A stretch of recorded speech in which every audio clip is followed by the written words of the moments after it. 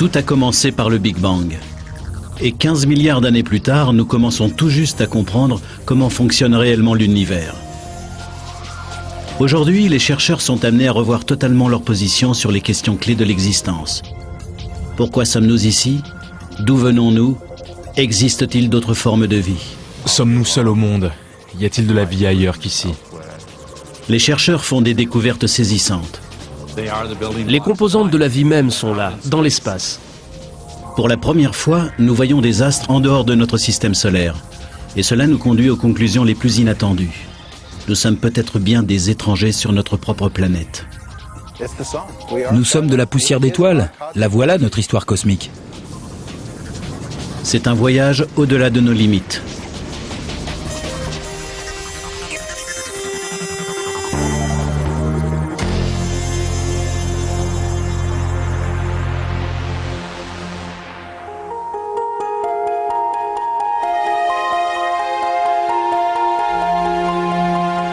Depuis des temps immémoriaux, l'homme s'est tourné vers le ciel en se demandant s'il y avait quelqu'un ou quelque chose dans l'au-delà.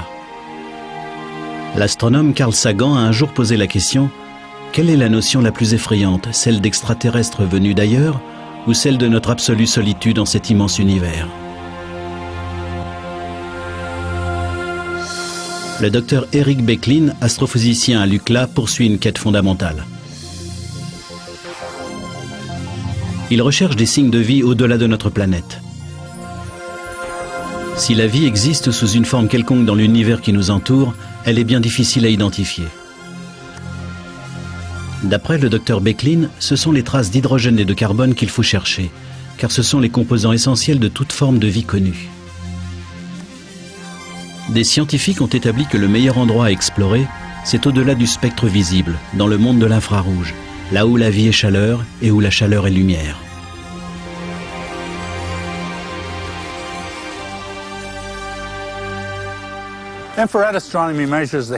L'astronomie infrarouge mesure la chaleur en présence dans l'univers céleste.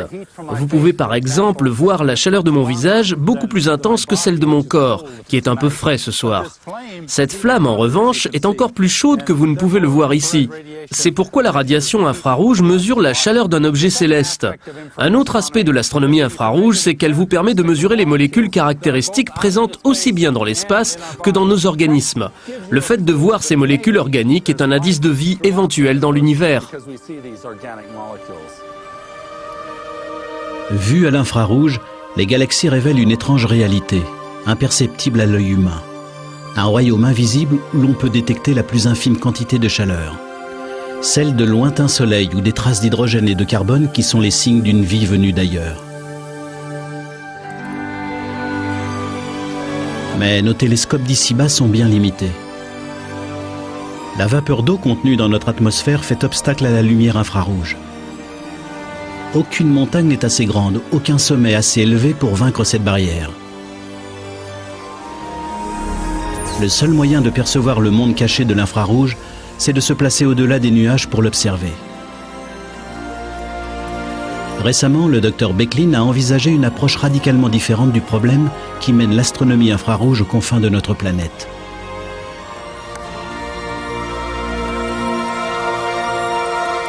Mais c'est là une solution qui pousse le docteur Becklin lui-même dans ses derniers retranchements, car elle ravive des souvenirs obsédants.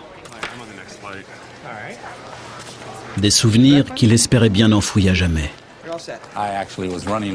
En fait, j'étais en retard. Je suis toujours sur la brèche avec tous les voyages que je fais pour l'observatoire, et on m'a attribué le tout dernier siège disponible.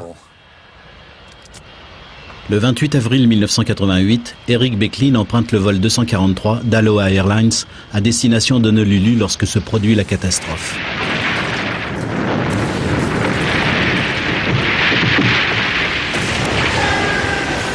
Juste au-dessus de son siège, la carlingue commence à se déchirer. J'ai levé les yeux et j'ai tout de suite compris. J'ai essayé de mettre mon gilet de sauvetage, mais je n'y arrivais pas. Il a fallu que je me dise que j'étais un scientifique tout à fait capable de lire les instructions. Je gardais espoir, et je me disais que le pilote arriverait à nous poser. Plus le trou grandissait, moins j'y croyais. Mais on ne cesse jamais complètement d'espérer. Au-dessus de la cabine de première classe, on aperçoit maintenant le bleu du ciel. La décompression est terrifiante, le vacarme assourdissant, et l'équipage est obligé de communiquer par signes. L'avion est secoué dans tous les sens, mais après bien des difficultés, le pilote parvient à le poser en catastrophe. Il y a un mort et de nombreux blessés. Le docteur Becklin, lui, est sain et sauf. Quelle que soit la peur, je crois que le meilleur moyen de surmonter ce genre de choses, c'est de repartir immédiatement. Et voici qu'Eric Becklin s'apprête à monter à bord d'un autre appareil, offrant une étrange ressemblance avec celui du vol fatal, y compris le trou béant dans le fuselage. Si ce n'est que cette fois-ci, c'est fait exprès. En principe, les avions n'ont pas de trous, mais en fait, ils peuvent voler avec des ouvertures tout à fait considérables. Dans un hangar géant de Waco, au Texas, des ouvriers sont en train de modifier un 747 de la United Airlines pour qu'il puisse accueillir un passager peu ordinaire. Un télescope dernier cri qui risque bien de tout changer sur ce que nous savons de notre univers. C'est un observatoire stratosphérique pour astronomie infrarouge, baptisé SOFIA. À près de 13 000 mètres d'altitude, ce jet spécial va ouvrir son œil géant sur le ciel. Voici le plus grand télescope aéroporté du monde. On peut dire que c'est un très gros avion, un 747, dans lequel on a percé un grand trou et que cette cavité est destinée à recevoir un très gros télescope. Des questions? C'est un gros appareil, très cher. Regardez-le bien tous. Observez le pivot. Faites bien attention, s'il vous plaît. Les techniciens de l'aérospatiale relèvent le défi de remplacer 244 sièges par un télescope de 20 tonnes et 35 000 pièces entièrement nouvelles. Bloquez-le, purgez-le de nouveau. Surveillez l'indicateur avant qu'on touche le fond. C'est la modification la plus complexe jamais effectuée sur un avion commercial. Les mécaniciens ont fort à faire pour renforcer la structure interne d'un appareil dont le centre de gravité a complètement basculé. Tout est repensé et reconstruit de fond en comble, depuis la structure en acier jusqu'au circuit électrique. Il faut poser plus de 10 km de fil et 3 km de câbles en fibre optique. Un chef-d'œuvre d'ingénierie. Avec ses 2,50 m de diamètre, le miroir de SOFIA flottera sur film d'huile infiniment ténu, guidé par un système de gyroscope électronique chargé de maintenir le télescope sur sa cible. Comme ils survoleront les nuages, les chercheurs sentiront bien les turbulences, mais le télescope, lui, n'en souffrira pas. Et ce qu'il y a de mieux, c'est que tout ce système fonctionnera comme n'importe quel vol, décollant et atterrissant le même jour.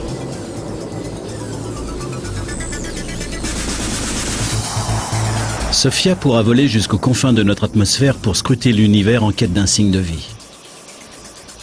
À la différence du télescope spatial Hubble, il pourra regagner la Terre ferme en toute sécurité, et ce, en quelques heures. Ce qu'il y a de bien avec SOFIA, c'est qu'on peut y installer les derniers instruments mis au point. Et si quelque chose cloche, le télescope par exemple, on peut aller arranger ça dès le lendemain. C'est possible aussi avec Hubble en lui envoyant des astronautes, mais le coût est faramineux. C'est là toute la différence entre SOFIA et tout ce qu'on a pu envoyer jusqu'à présent dans les nuages.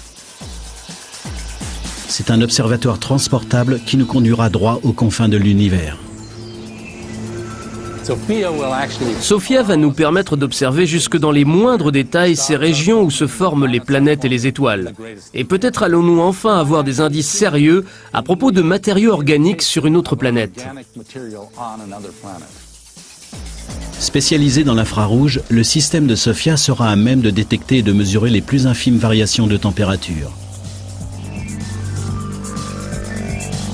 Des étoiles, des planètes, et peut-être même des signes de vie demeurés jusqu'à présent cachés aux autres télescopes vont maintenant déployer leur éclatante palette de lumière et de couleurs devant l'œil grand ouvert de SOFIA.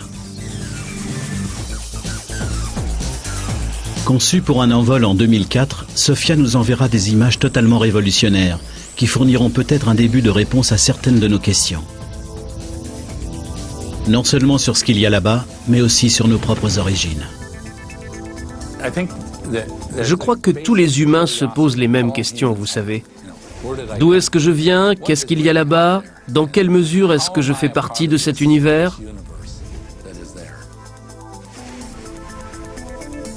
Les réponses nous attendent sur d'autres planètes.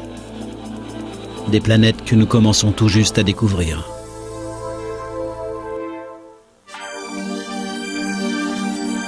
Le docteur Roger Angel, astrophysicien, veut savoir où sont-ils tous ces extraterrestres.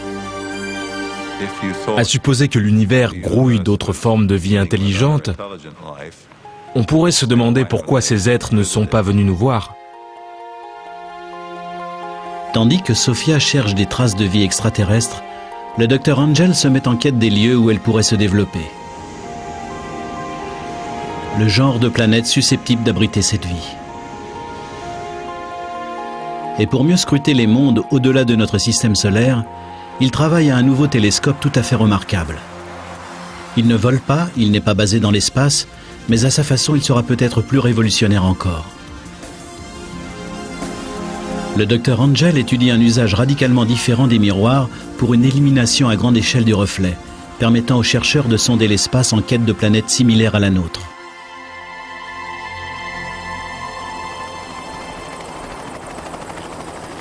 Tout là-haut, dans le désert d'Arizona, le docteur Angel construit la plus grande paire de jumelles du monde, un double télescope de conception entièrement nouvelle. Ce sera le télescope le plus puissant qui soit, destiné à voir la lumière que dégagent les planètes des autres étoiles. Mais comment construire le plus vaste assemblage de miroirs au monde? 2 plaques de verre géantes pesant plusieurs tonnes et ne présentant pas la moindre aspérité. À l'université d'Arizona, le Dr Angel et une équipe du laboratoire Steward ont élaboré une solution de l'air spatial.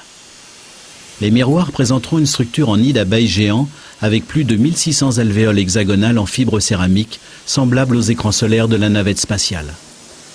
Des tonnes de verre borosilicate de haute qualité sont nettoyées et méticuleusement inspectées, puis soigneusement déposées sur le moule. Le futur miroir brille comme un diamant brut, tandis que l'on descend doucement le couvercle du four. Les éléments de chauffage sont allumés. La température s'élève à plus de 1100 degrés Celsius, la chaleur nécessaire à la transformation de ces tonnes de verre en une vitre géante. Chaque phase est assistée par ordinateur, et le responsable du four gère les ordinateurs et toute l'opération.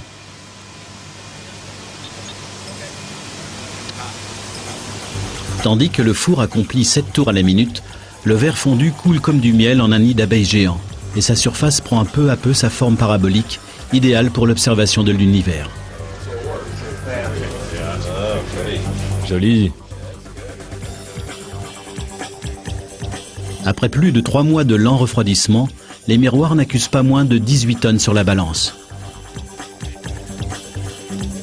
Ce qui ne les empêche pas d'être nettement plus légers et résistants que des miroirs en verre massif. Ils produisent en outre une image de bien meilleure résolution. C'est un bienfait inattendu de cette structure en rayon de miel. Étant donné leur faible poids, ces miroirs refroidissent à la fraîcheur de la nuit. Les anciens miroirs en verre massif, eux, restituaient durant la nuit la chaleur accumulée et l'effet de convection altérait la qualité des images. Après des mois de fraisage, de polissage et de traitement anti-reflet, les miroirs de 8,50 m de diamètre sont bons pour le service. Chacun pourrait abriter 5 voitures garées de front et leur surface est si lisse que les variations sont de l'ordre de 25 nanomètres, soit nettement moins qu'un cheveu humain. De la précision chirurgicale à une échelle colossale.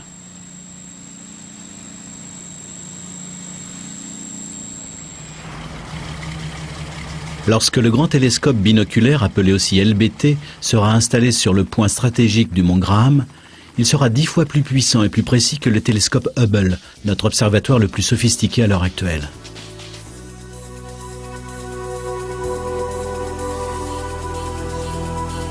Mais ce n'est pas tout. Il sera affecté à une tâche bien particulière. En effet, une bonne soixantaine de nouvelles planètes ont été découvertes au cours de ces dernières années. Mais on ne les a pas vraiment vues. Étant donné l'oscillation qu'elles impriment à l'étoile, nous savons que ces planètes sont là, mais personne ne les a encore vues.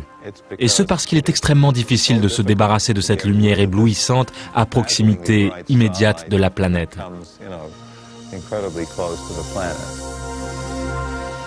Le LBT sera équipé d'un interféromètre, un dispositif qui permet en quelque sorte d'éteindre la lumière des étoiles. Les ondes lumineuses seront coupées en deux puis reconstituées en déphasées. Juste ce qu'il faut pour plonger l'étoile dans le noir et nous permettre de voir enfin les planètes voisines en direct. Un peu comme à travers de gigantesques lunettes de soleil. Si l'on peut isoler la lumière d'une planète comparable à la Terre en étudiant son spectre, on peut voir ce qui se trouve dans son atmosphère. On peut alors en déduire que si la planète a des océans et de l'oxygène, ce serait un sérieux indice de vie. On repère facilement l'oxygène. Il laisse derrière lui des signes révélateurs, véritables cicatrices à la surface de la planète. Au commencement, l'oxygène a été l'un des composants essentiels de l'atmosphère terrienne il y a quelques 2 milliards d'années, lorsqu'une sorte de limon verdâtre a recouvert la planète. À ce moment-là, la vie a complètement chamboulé l'atmosphère en l'emplissant d'oxygène. Car l'oxygène est un composant chimique extrêmement corrosif. Il oxyde tout. C'est ainsi que la vie a commencé par transformer radicalement les rochers sur Terre. C'est la vie qui a créé les somptueuses couleurs du Grand Canyon.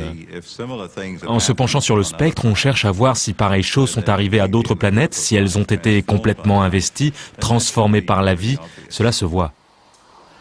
Dans les années à venir, quand le LBT sera enfin terminé, il nous fera traverser l'univers pour nous montrer de façon plus claire et plus précise ce qu'il y a de l'autre côté. On s'est beaucoup demandé s'il existait une forme de vie ailleurs, ce que nous percevons comme la possibilité d'une autre vie intelligente. S'il n'y a pas de limon verdâtre, il n'y a probablement pas de vie intelligente non plus. Et si ce télescope nous permet de localiser d'autres êtres dans l'univers, il nous aidera peut-être aussi à répondre à une question plus lancinante encore.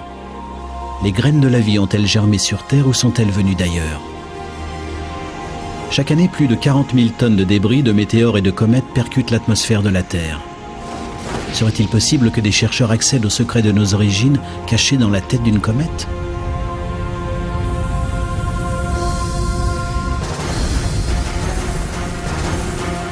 En 1994, la comète de Shoemaker-Levy 9 a heurté Jupiter de plein fouet. Elle a provoqué à la surface de la planète des explosions 600 fois plus violentes que ne l'aurait fait notre arsenal nucléaire tout entier. Certains chercheurs pensent aujourd'hui que des comètes pourraient bien avoir eu un effet générateur de vie sur notre planète en lui apportant de l'eau, des composés organiques et plus de 70 sortes d'acides aminés. Ces météorites ont-elles vraiment semé des graines de vie sur Terre ? Au laboratoire de propulsion à réaction à Pasadena, en Californie, le docteur Donald Brownlee est résolu à le savoir. Il est le principal investigateur de la mission la plus audacieuse de la NASA à ce jour. La sonde Stardust effectue un voyage de 7 ans aux confins de notre système solaire. Nous cherchons en fait à savoir pourquoi nous sommes ici et comment nous y sommes arrivés. La sonde Stardust va rejoindre une comète et recueillir de la poussière dans sa chevelure. Nous pensons qu'il s'agit en fait de poussière d'étoiles, c'est-à-dire de matériaux provenant d'autres étoiles qui, il y a 4,5 milliards d'années, ont donné naissance à des comètes. Décollage de la sonde Stardust, chargée de collecter des éléments sur la formation de notre système solaire. On dirait un largage réussi. Le moteur principal, l'étage s'est détaché et l'on assiste à l'allumage du deuxième étage. Allumage normal, avec régulateur d'oscillation. Tout semble parfait. Stardust se précipite à son rendez-vous avec la comète Will 2. Elle a pour mission de capter un échantillon de la chevelure de la comète et de le rapporter sur Terre en 2007. Depuis qu'en 1996, l'analyse d'une météorite provenant de Mars a révélé qu'elle contenait des traces de microbes, les chercheurs sont en quête d'indices supplémentaires.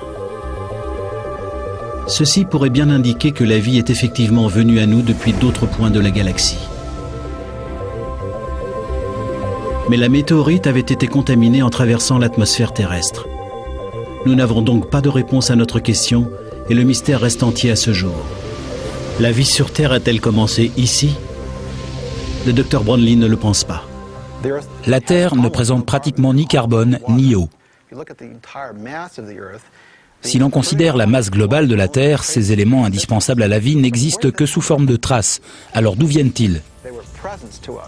Ils sont venus à nous d'au-delà du système solaire. C'est pourquoi nous pensons que ces éléments provenant de comètes sont en fait un matériau universel qui atterrit sur des planètes comme la Terre et y apporte des matériaux organiques, de l'eau et de l'azote. Et l'une des principales questions que nous nous posons est en fait de savoir ce que les comètes peuvent nous dire sur la formation de planètes comme la nôtre et dans quelle mesure elles sont porteuses de vie.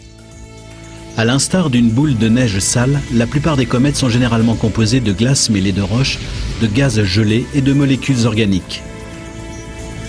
Et l'une de ces comètes est approchée par Stardust. Cette sonde n'est guère plus grande qu'un bureau ordinaire.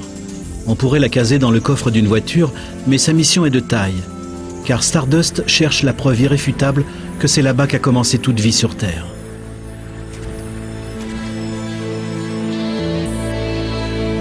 Pour la première fois depuis que l'homme a marché sur la Lune, des chercheurs tentent de rapporter un morceau venu de l'espace. Mais ce ne sera pas chose facile. Car durant 7 longues années, Stardust devra vaincre le périlleux barrage des débris stellaires. C'est un minuscule voyageur qui tente de naviguer à travers le terrain miné de l'espace, là où tout peut arriver.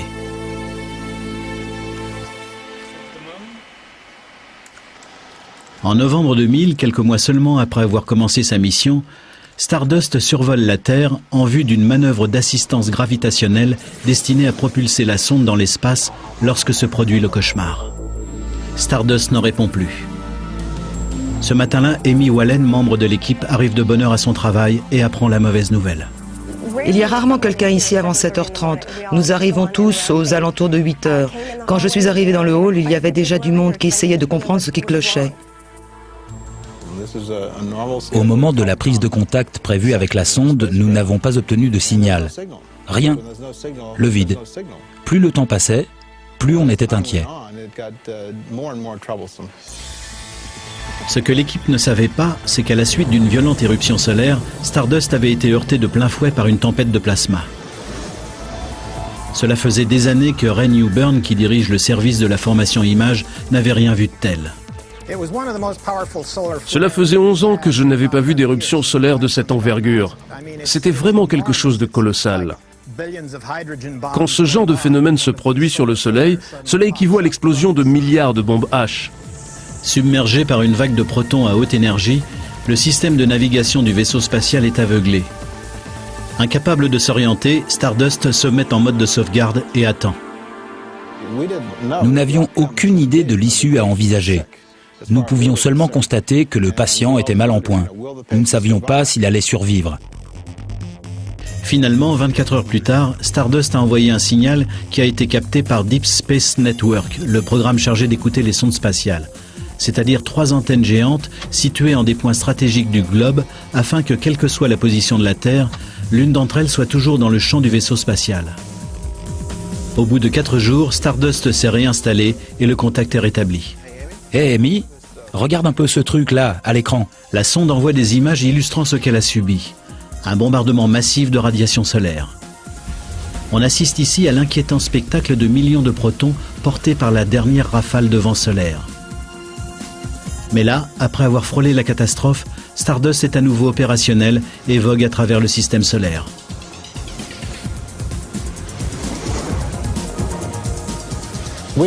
Notre soulagement était à la mesure de l'énorme travail investi dans la construction de cette sonde pour qu'elle aille recueillir ces particules de comète. Aujourd'hui, la mission de Stardust reste la même et tous ses outils sont demeurés en place. Parmi eux, une sorte d'épuisette unique en son genre, remplie d'aérogel, le solide le moins dense qui ait jamais été créé, destiné à capter un minuscule morceau de comète. L'aérogel, c'est 99,99% d'air et 0,01% de dioxyde de silicium. Bien que ses composants soient les mêmes que ceux du verre ordinaire, il est 1000 fois plus léger. Tel un mur fait à partir de rien, l'aérogel est le parfait isolant. à tel point qu'il a été utilisé pour la mission Rover sur Mars et la Station spatiale internationale. C'est un matériau absolument extraordinaire. Sa densité n'est que 10 fois supérieure à celle de l'air. Certains appellent ça de la fumée gelée. C'est une matière en fait très résistante pour son poids. Mais comme ça ne pèse pratiquement rien, il faut la manipuler avec beaucoup de précaution, sinon ça casse. C'est d'ailleurs parce qu'il est aussi friable que l'aérogel peut capter des particules. C'est pour ça qu'elles peuvent pénétrer cette matière. Et voilà, c'est ce qui devait arriver. Ce matériau est là et il n'y est déjà plus. Les capteurs équipés d'aérogel vont se déployer lorsque Stardust approchera de la comète à une vitesse 6 fois supérieure à celle d'une balle de revolver. La tâche est vraiment délicate.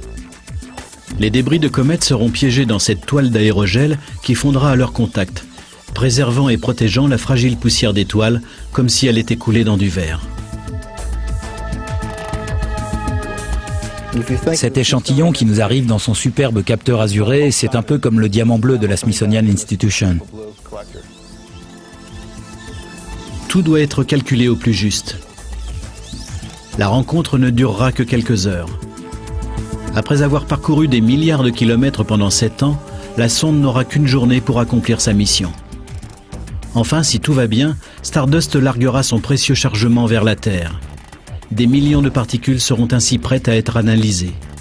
Cette poussière de comète ne pèse qu'une infime fraction de gramme, mais sa valeur est incalculable.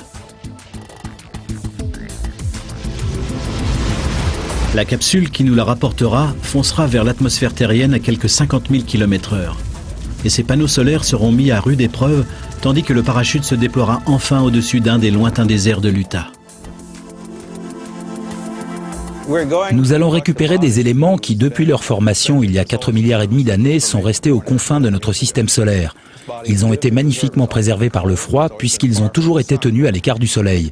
Nous supposons que les particules issues de la chevelure de la comète captée par Stardust sont en quelque sorte les cubes de construction des planètes superbement conservés dans le congélateur du temps de notre système solaire. Mais c'est aussi une merveilleuse histoire puisque, d'une certaine manière, nous partons à la recherche de nos ancêtres. En fait, Stardust a déjà commencé à soulever le voile sur ce mystère. Les données réunies et analysées par le spectromètre embarqué à son bord ont déjà révélé des choses étonnantes. Des particules spatiales présentant les propriétés de grosses molécules organiques semblables au goudron ou au charbon, des substances organiques présentes sur Terre. Les chercheurs qui commencent juste à traiter ces données pensent qu'il pourrait bien s'agir là de composants majeurs du bouillon de culture dont sont issues toutes les créatures d'ici-bas.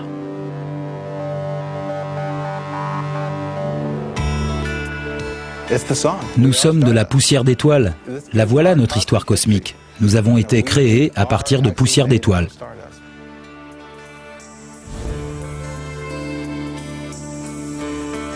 En 2007, lorsque le vaisseau spatial rentrera, le Dr Brownlee et son équipe espèrent trouver la preuve que des comètes porteuses de matériaux organiques pourraient fort bien s'être écrasées sur la Terre.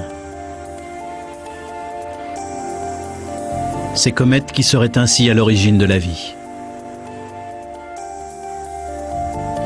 Pour ces chercheurs, cela représenterait le comble de l'ironie. Nous sommes à la recherche d'extraterrestres, alors qu'en fait nous serions des extraterrestres sur notre propre planète. Mais ces molécules organiques sont-elles arrivées seulement sur la Terre, ou bien ont-elles été réparties à travers toute la galaxie? C'est ainsi que la réponse à une question débouche sur un nouveau mystère. Et si ces graines de vie avaient également pris racine ailleurs?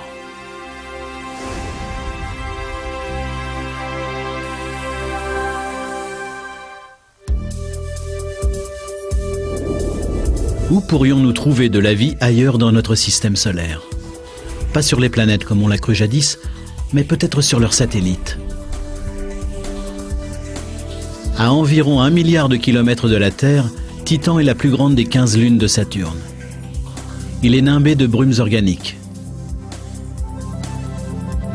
Si les chercheurs ne se trompent pas, Titan est un monde mystérieux, composé non pas d'oxygène mais de méthane.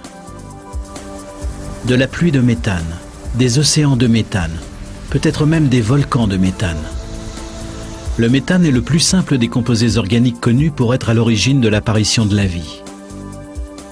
Jonathan Lunin, astronome, pense que sur Titan, le paysage ne doit ressembler à aucun autre. Pourtant, curieusement, il n'est pas impossible que ce soit une étrange variante de notre Terre. Tout devait y être très rouge. Il ne doit pas y faire complètement sombre, un peu comme le crépuscule sur Terre. Peut-être y a-t-il des rivières creusées dans la glace par le méthane. Peut-être leurs rives présentent-elles des zones de dépôt organique rouges. En fait, s'il existe une forme de vie primitive sur Titan, voire une forme antérieure à la vie, peut-être utilise-t-elle l'énergie contenue dans certains de ces dépôts. C'est vraisemblablement un endroit assez exotique, mais comprenant comme notre planète, terre, mer, nuages et ciel. Titan pourrait nous offrir une sorte d'arrêt sur image de la Terre juste avant que la vie ne s'y soit développée. Une sonde spatiale est actuellement en route pour étudier cette lune. Mais le docteur John Loveday, chercheur, est trop impatient pour attendre les résultats. Aussi, il recrée Titan sur Terre. Avant toute chose, on commence par tout refroidir. C'est ce qu'on est en train de faire ici. En fait, nous sommes à même d'étudier ce qui se passe sur les matières qui existent probablement sur Titan. On en est toujours au refroidissement. Il faut à peu près 5 minutes pour atteindre moins 200 degrés.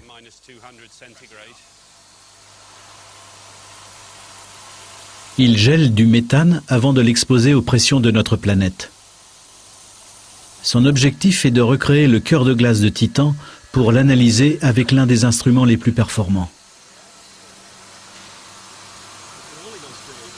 Ici, en Angleterre, au laboratoire Rutherford Appleton, non loin d'Oxford, le docteur Loveday soumet le méthane gelé aux forces d'Isis, la plus grande machine à fragmenter les neutrons au monde. Un microscope atomique géant capable de dévoiler les secrets moléculaires. Le docteur Loveday place un échantillon de méthane gelé entre les mâchoires de diamant d'un étau géant. Dans ce réservoir, la pression est de... Puis, il le soumet à une force de compression équivalent à 3 locomotives. 4 tonnes, 5 tonnes, 6 et 12 tonnes. Notre échantillon est maintenant chargé. Nous avons là une certaine pression. La pression au centre de Titan est de l'ordre de 30 à 50 000 atmosphères. Si l'on comprend ce qui se passe pour l'hydrate de méthane à pareille pression, cela nous renseignera sur la façon dont Titan a pu se former et sur le type de processus mis en œuvre en son centre lors de cette formation.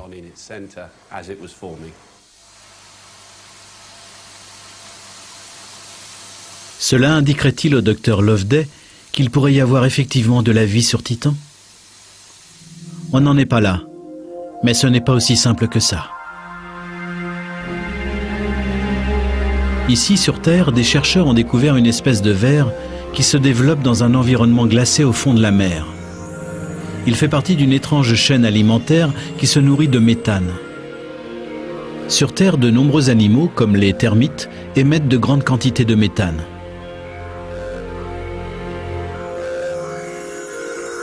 Se pourrait-il que sur Titan, quelque chose dégage du méthane dans l'atmosphère? Y aurait-il de la vie sur ce lointain satellite de Saturne? C'est là un mystère qui attend d'être résolu. C'est pourtant une autre lune, une lune de Jupiter, celle-là qui pourrait nous réserver la plus grande surprise. Elle s'appelle Europe. Les chercheurs pensent que sa calotte de glace recouvre de gigantesques océans. On considère ces océans, enfermés sous 150 km de glace, comme l'un des meilleurs indices de vie extraterrestre.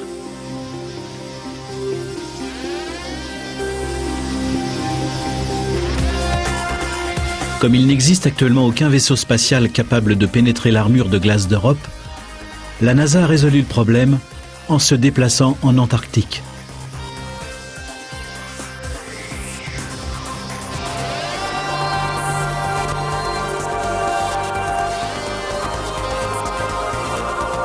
À 1000 km du pôle sud, au point le plus froid de la Terre, une équipe de chercheurs internationaux a établi des similitudes avec Europe.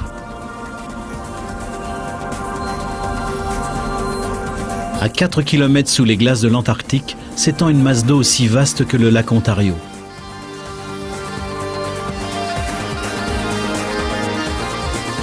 Les chercheurs pensent que ce lac, le lac Vostok, n'a pas vu la lumière du jour depuis que les premières baleines sont apparues dans l'océan. C'était il y a 35 à 40 millions d'années. Hermétiquement fermé par d'anciens glaciers, ce lac d'eau douce d'une longueur de quelques 250 km de long a trouvé le moyen de rester liquide sous la glace. Plus étonnant encore, Canan Ellis Evans, le microbiologiste gallois, pense que le lac Vostok pourrait recéler lui-même d'anciennes formes de vie, des créatures que l'homme n'a encore jamais vues.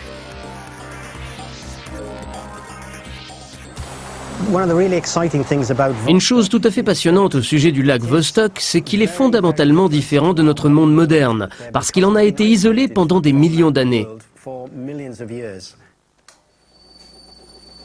Des efforts sont actuellement mis en œuvre pour explorer ce monde sous-marin pour la première fois.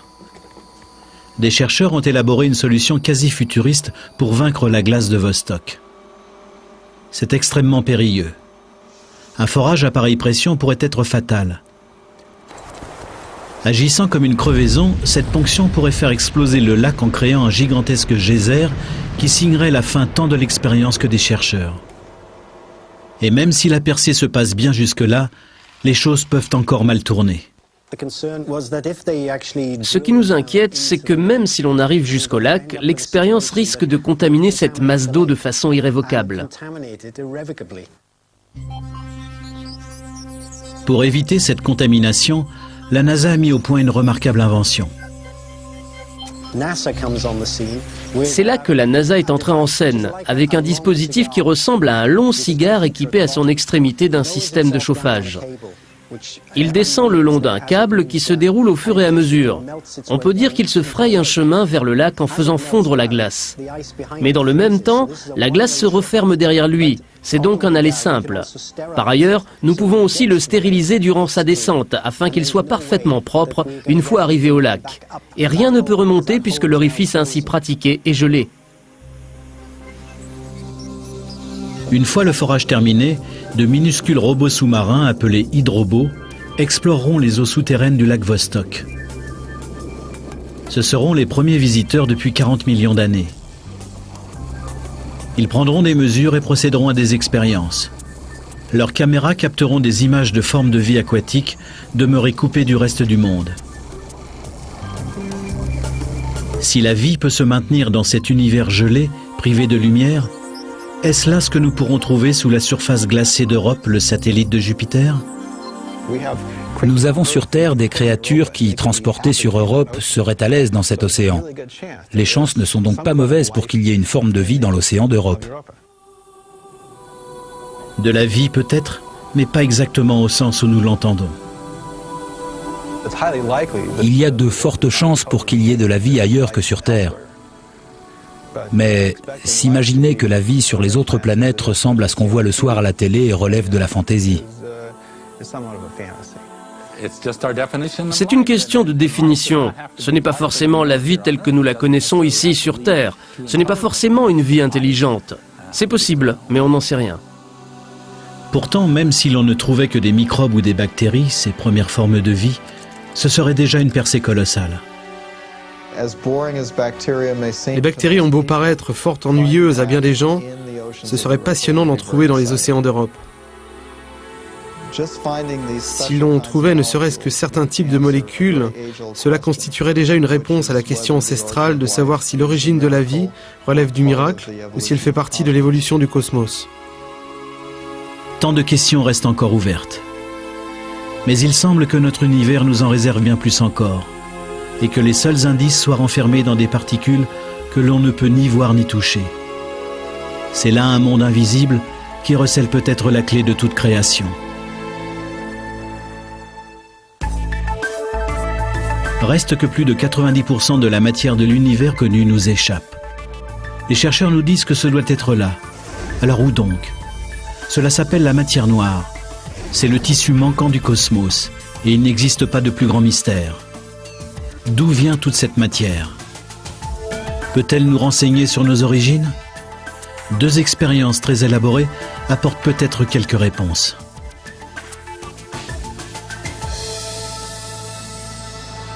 Dans la Méditerranée, au large des côtes françaises, des chercheurs installent un système étrange. Un télescope électronique placé tout au fond de l'eau qui promet de nous révéler quelque chose d'impossible à voir. Les neutrinos, ces messagers issus des confins du cosmos. Les neutrinos sont les particules les plus abondantes qui soient. Il n'y a qu'un problème, c'est qu'ils sont pratiquement invisibles. Ces émissaires des zones les plus sombres de l'espace se déplacent librement, sans que la matière ou le magnétisme leur fassent obstacle. Ils peuvent pratiquement traverser toute chose. C'est pourquoi ils se déplacent toujours en ligne droite. Si les astronomes pouvaient les dépister, ils nous mèneraient droit à leurs invisibles origines, et peut-être même aux nôtres. Susan Cartwright, astrophysicienne, espère qu'en suivant la trace des neutrinos, nous finirons peut-être par résoudre le mystère de notre place dans l'univers. Vous et moi, nous ne sommes que des impuretés. Nous sommes des composants tout à fait mineurs. L'essentiel de l'univers est une chose que nous n'avons pas encore identifiée et que nous ne pouvons pas voir. Nous espérons que les neutrinos vont faire office de messagers depuis le cœur de ce processus et qu'ils vont nous dire ce qui se passe. Pour entreapercevoir ces particules chimériques, il nous faut regarder les choses de manière totalement différente. À l'instar de John Carr, le directeur du projet Antares. L'objectif du projet Antares est de voir des neutrinos venus de l'espace. Nous allons procéder à cette expérience en mer à une profondeur de 2500 mètres au large des côtes de Toulon.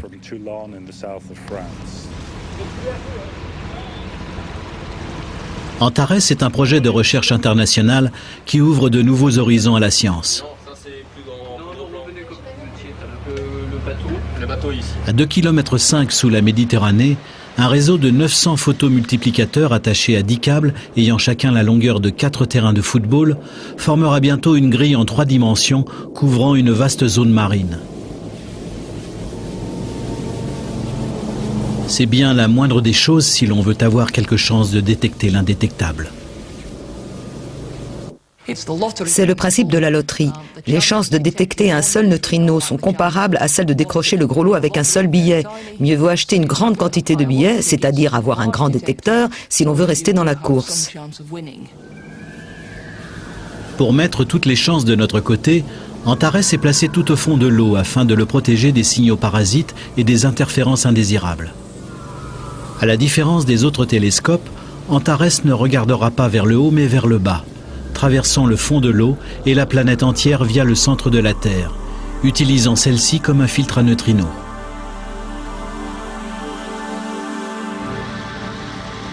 Antares sera toujours incapable de voir ces particules invisibles. Il détectera en revanche un signe de leur passage, un sous-produit appelé muon. En traversant le détecteur, chaque muon laisse dans son sillage une trace de lumière bleue et brillante, un peu comme la marque d'un avion à réaction dans le ciel. Un minuscule indice qui nous met sur la voie du neutrino, alors qu'il poursuit sa course à travers la Voie lactée.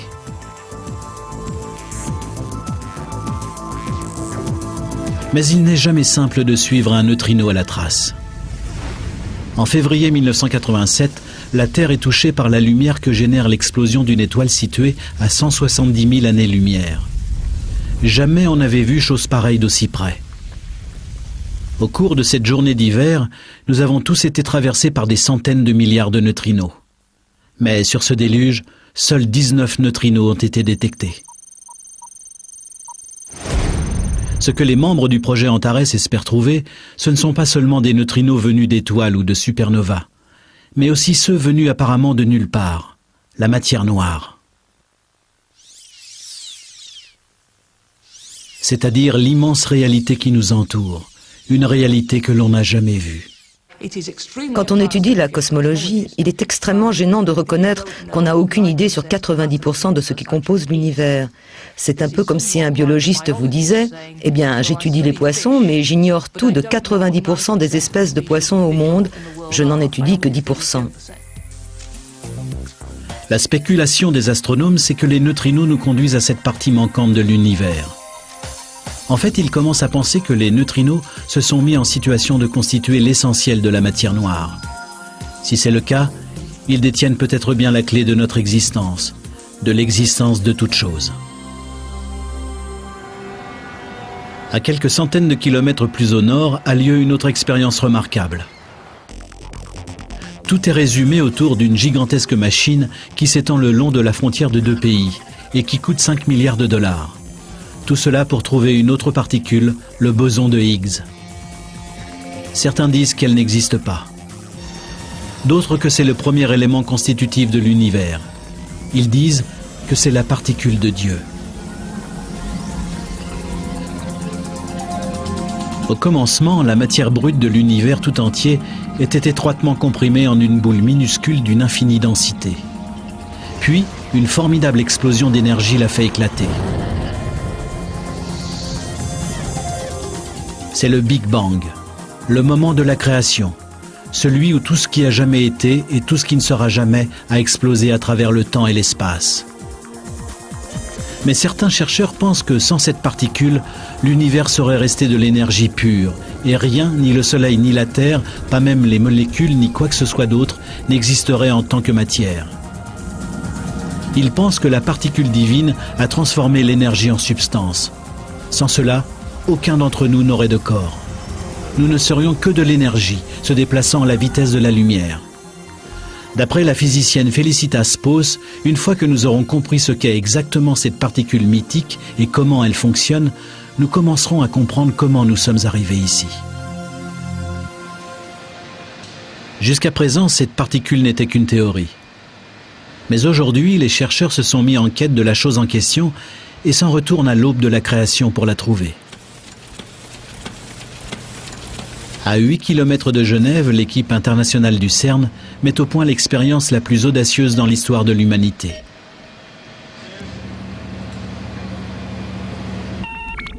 On s'apprête à recréer le Big Bang sous terre.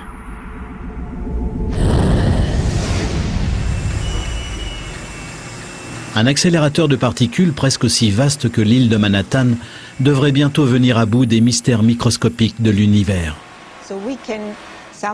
Nous devrions arriver à recréer dans notre laboratoire les conditions telles qu'elles étaient, une fraction de seconde après le Big Bang. Avec ses aimants supraconducteurs, ce grand collisionneur de hadrons provoquera le choc de milliers de milliards de protons avec une violence 100 000 fois supérieure à celle du champ magnétique de la Terre. Et comme les faisceaux de particules tournent en sens opposé à la vitesse de la lumière, ils vont entrer en collision en produisant une averse de particules subatomiques. L'énergie de cet impact avoisine la force du Big Bang originel.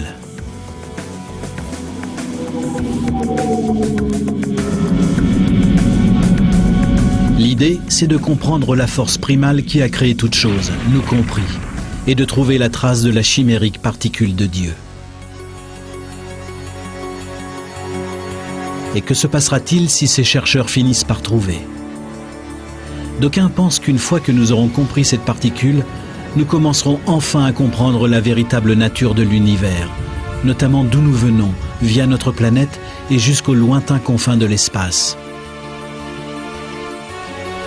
Ce voyage, la quête de nos origines à travers l'univers, ne fait que commencer. Je n'aime pas l'idée que l'univers est glacé et que nous ne sommes qu'un accident. Je pense que nous faisons tous partie d'un univers vivant.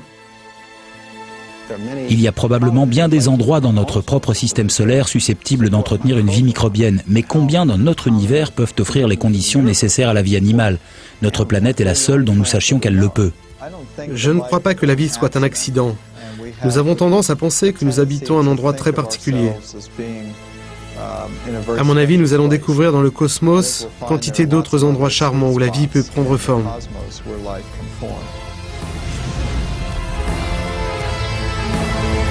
Il fut un temps où nous ne faisions qu'un. Et plus la science nous fait progresser, plus nous approchons de cette découverte. Peut-être nos origines ne sont-elles pas si étranges que cela.